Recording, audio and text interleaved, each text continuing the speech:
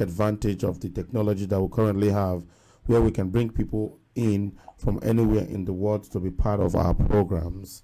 Ladies and gentlemen, I have live on the line with me Prince George Hikato Obasogi, Edo State Task Force on Human Trafficking.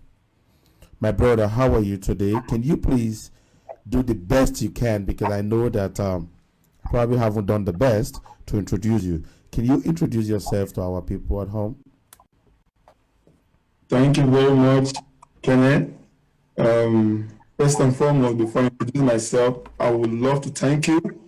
Thank you in the sense that I would love to appreciate the work you're doing and how you'll be able to project our culture and heritage overseas. We appreciate you a lot and wish you well. I'm George Ehato Obasoge. I'm Benin. I'm a son of the soil, and by the special grace of God, I represent a local government called Ikpoba Local Government in Edo State, Benin City, on Edo State Task Force on Human Trafficking and Illegal Migration. Thank you very much.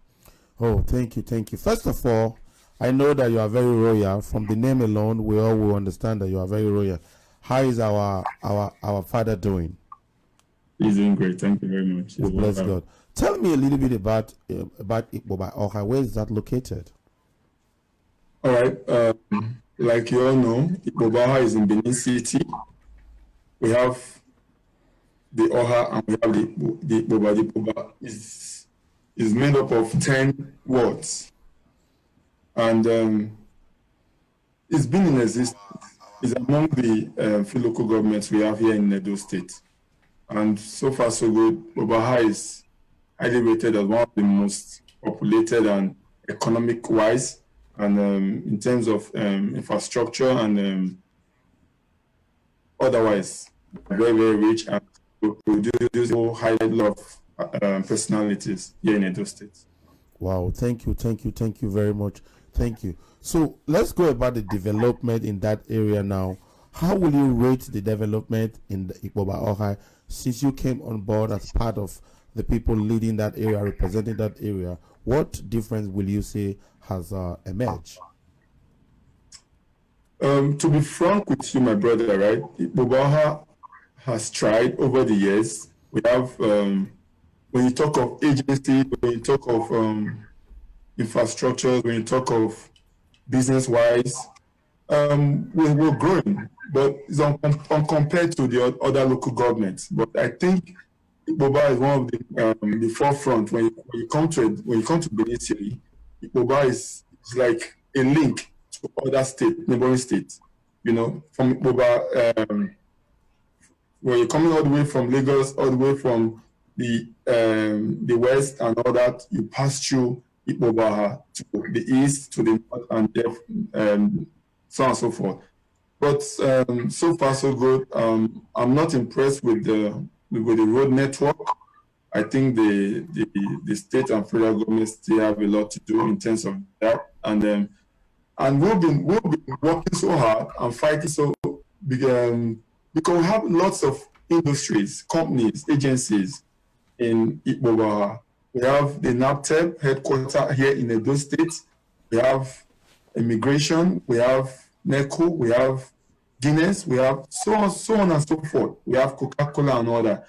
So what we'll be trying to do and what we'll be fighting for over the years is to see how we can, because when you visit most of these agencies, we see foreigners. We hardly see our own brothers and sisters there, you know. So we want to see how we can try and bring in an agreement whereby if you are here in our own local government and if you are here in our state, we should have a number of persons, indigenous, that you need to employ. These things don't happen in other states, but I don't know why it keeps occurring here in Edo State. And I must commend the state government and the powers on their fight to see how we can have this thing done. Boba has the largest number of industries, agencies here in Edo State. I must say that. But so far, so good.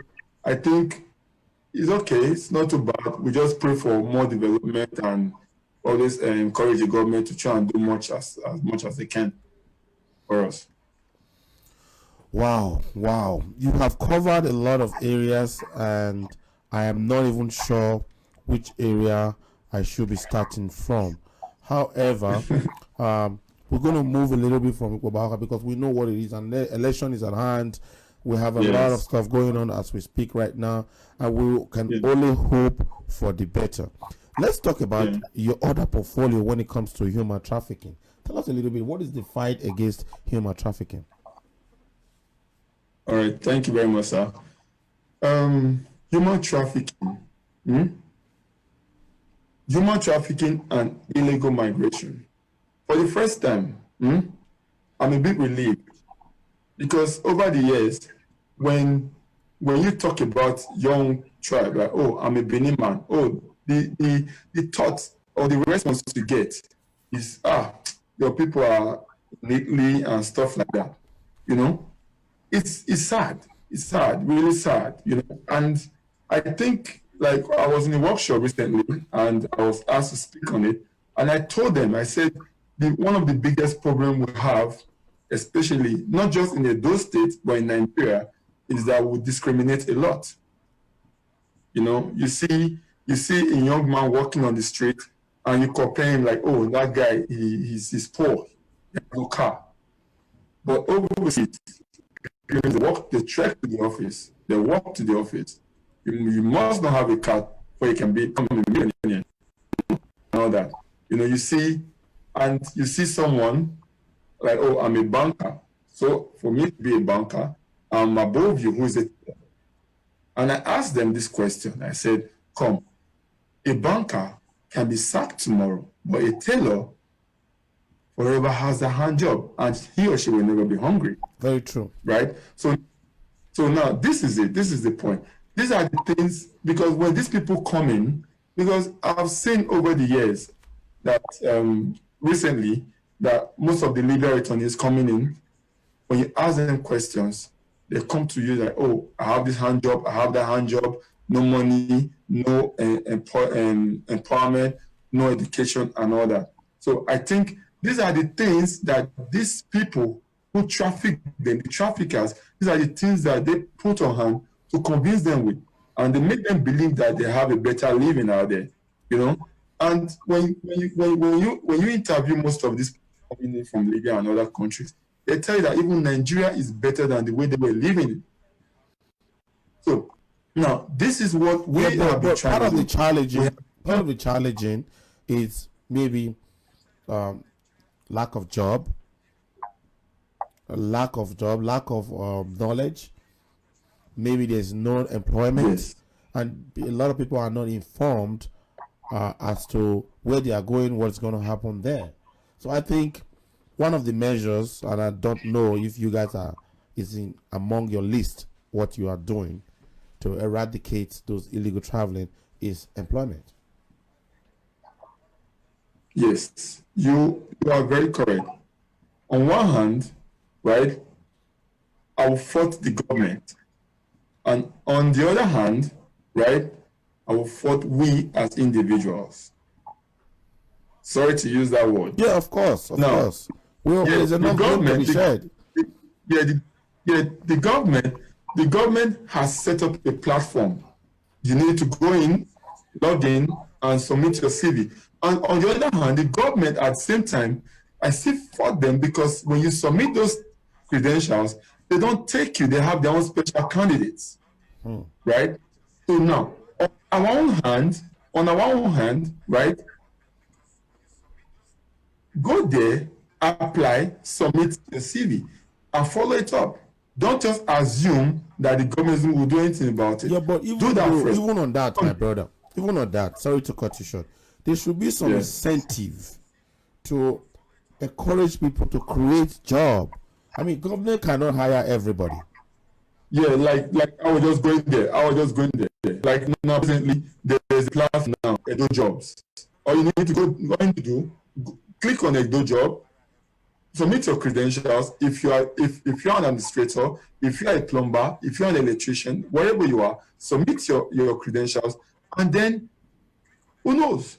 A lot of persons that I don't even know have testified how they got their jobs. And now I keep telling people, right? Don't just focus on white collar jobs. You know, that is why I initially I said something. I said we discriminate a lot.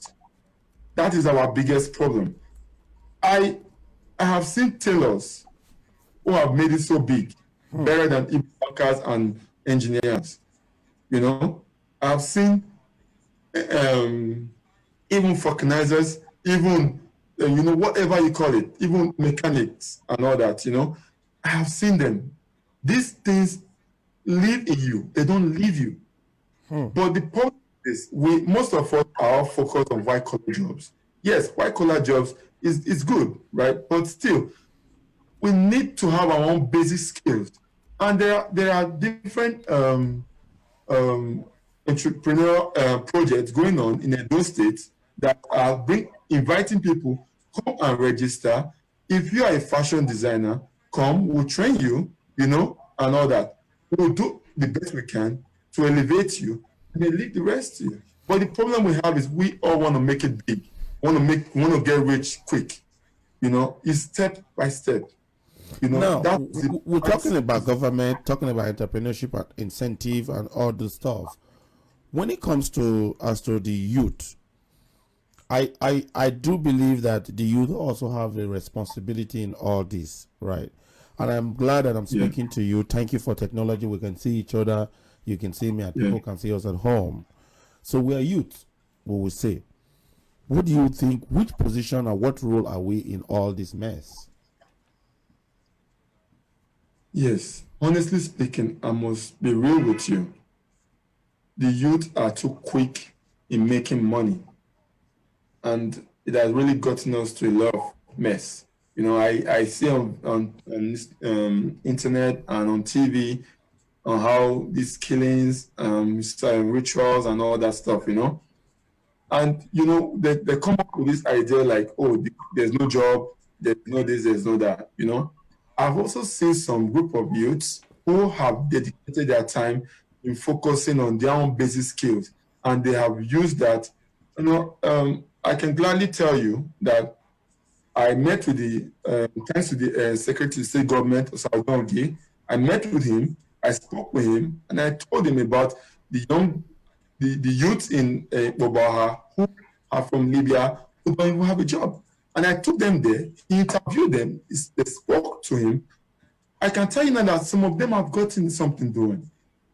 He asked them by himself, what do you do? One said he's a phone repairer, the other one said he repairs laptop, the other one said she's a nurse, and all that. They are working, he has placed them, Those are people who wants to change. They've been to Libya, they've seen the hardship, they've seen the wrongdoings, they don't want to go back. But we see how some of these Libya returnees, when they come in, you are supposed to profile, and then you'll be given a tipping, and then you Yeah, tell them. but what do you think? What do you think is responsible for one major factor that you would like to make quick money? They would like to make easy money and do like we are seeing in media rituals and all those things. What do you think is responsible for that? A whole lot, but to me, I think it's your mindset as a human and as a youth. They see their peers, they see what the cars they drive, the flashy, those are just material things, and it gets to them, and that's why I keep using the word the discriminating aspect of it, because when they see this teller, I want to be like him. You don't know how he got his money. You don't know how he became rich. So when the opportunity comes, you want to grab it. You don't even care. I think that's also a big major part of it, but also I think lack of overall some vital knowledge and education. I will still tell you, it still boils on our leadership. I think the problem we have is because of power. Most of our leaders, our politicians, because of power, they want power at all costs. They make a lot of promises, use our youth for their own selfish benefits, and when they get there, they tend to forget them. And when it comes to election, they say, "Oh, we can just give them some peanuts, and they will support me." But that's what I said. It still boils on our youth, because it's your mindset. If we all stand together and say enough is enough, we don't need to be carried away with their little they are little peanuts, we need to stand on our feet. My brother, let me tell you something. If you are well doing and you're very good in what you're doing, and somebody approaches you and see how you're living, right? He will not tell you to come and support him, to stand under the sun and support him. No, he will give you a respect because he knows you're not feeding him and he's not feeding you. So I just feel like we on our own, we have a whole lot of work to do as youth. We should stop allowing ourselves to be used as touts. As tout. It still baffles me, and I'm still in shock that at this time we still talk about cultism in Edo State, where a young man will look at his fellow brother and want to kill him. I don't know if you get what I'm saying. So a whole lot needs to be done. That's why we've been trying to set up a whole workshop, seminars, and all to see how we can help them. And so far so good. We've been trying, and it will interest you that over 70% of all this all this Libya returnees and people living abroad. Let me just focus on the Libya returnees. Over 70% are from Ikpobaha. Really? I'm telling you. Are from Ikpobaha. Over 70% from Ikpobaha.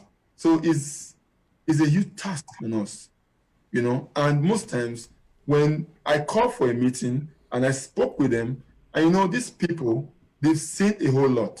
And to be able to communicate with them, you have to be patient. You have to be able to talk to them in the way that they will understand. Because the only thing I was with them, and what they were saying was, please, we don't want any empowerment. We don't want any job. We want money. Give us money. It's coming. How do we, But you can see that as a missed priorities. Maybe, like their priorities are not straight enough when they are looking for money instead of looking for employment, some certified empowerment. Exactly what I'm saying. And I told them, if I give you $1 million right now, what are you going to do with it? And none of them was able to give me an accurate answer of what he or she would do with the $1 million. That is the problem we're facing. They want the money right now, but they don't want to work. That is just the problem we're facing. And imagine a youth telling you that, the election is coming, let's meet with the candidates, let's see how much they will give to us, we want to work for them, we want to mobilize for them. Is that what you want? That shouldn't be right now. As we wind down, I know your hands are full, and thank you for your time. I know you're very busy. What do you think we need to do on our side to encourage, empower, and enable the youth? All right, first thing first, what you are doing is one of them. Information. We lack information, right? Secondly, right, we need to be uptight in our demands. This is what we want to do. If I tell you, and one thing that I've found out is like, most of the youth I see, we are not united. We don't speak with one voice. We need to speak with one voice. We need to be united. We say, this is what we want. This is our focus. And when we stay focused, and this is what we demand for it, the government will not have any choice than to do it. I just told you now that we have NAPTED, the headquarters is in Benin. How many of our Benin brothers and sisters are working in NAPTED? And it's on our side. But that could be also a lot of reasons.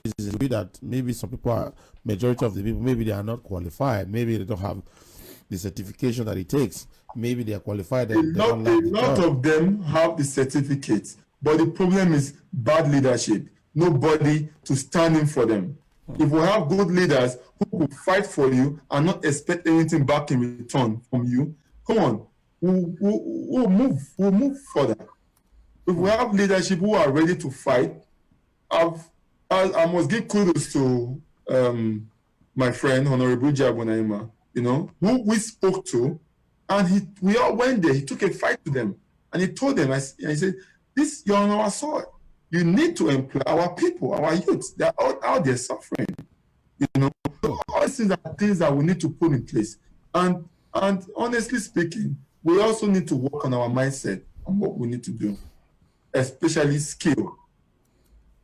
It's very important. Wow. We should stop looking forward to and looking for peanuts and work on what we can do to achieve on our own self, build on our own self. It's very, very important. Wow. I'm very happy the way you said it eloquently. You kind of touching all you touches all the areas that was really, really needed. And we're hoping to bring you back again to go more in details another time in a different topic. Where we can elaborate on your portfolio. Because I know I was reading up about you. I know you do a lot. And I didn't want to, we don't have the time on this one to go in depth on how you're touching life and what you're doing. But I would definitely ask you if you have, when you are available, we will definitely bring you to all our viewers and listeners all over the world. No problem. I'm always here for you, my brother. Any day, anytime. You're doing a great job. I must appreciate you a lot. Thank you very much. What do you have to say to your people, Edo people in diaspora, Edo people all over the world, and Edo people at home before we let you go? All right, thank you very much. I would like to encourage them. I would like to appreciate them and tell them that Benin Kingdom, Edo State, is one of the most recognized states in the world. And we have a culture.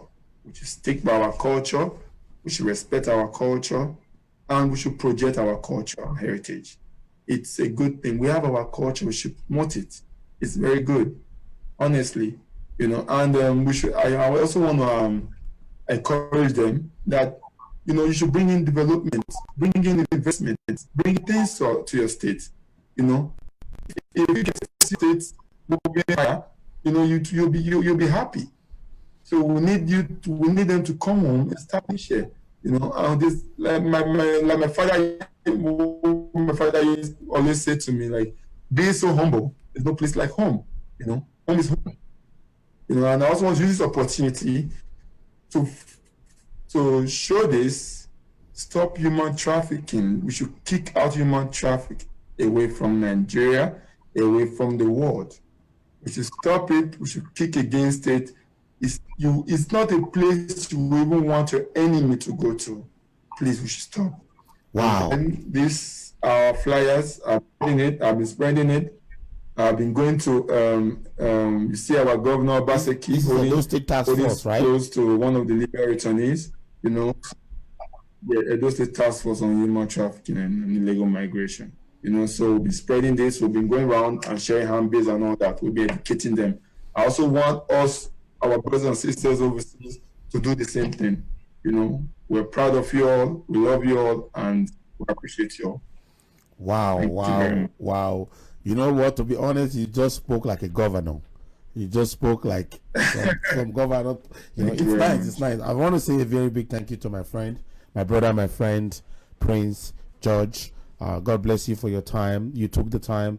I've always followed you, and I'm very proud of you. I just want to say that, even though we're here